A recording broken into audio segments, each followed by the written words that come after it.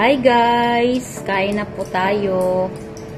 Ito nga pala yung niloto namin ngayon. Ito ang pagkain namin ngayon. Nagsangag si Inday Annabel.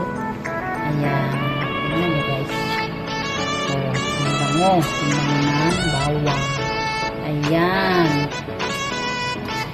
So, tapos yung ulam namin ay ito. So, tingnan nyo naman. Nagluto ulit ito ni Inday Annabel. Patatas na may itlog. First time ko po nito makakain kasi yung patatas ay sa corn beef ko lang hinahalo ng kanila. Ayan, pwede pala yun. Ayan, ganyan.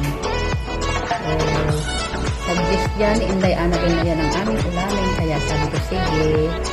Tapos siya nga yung nagluto. Ayan, kain po tayo.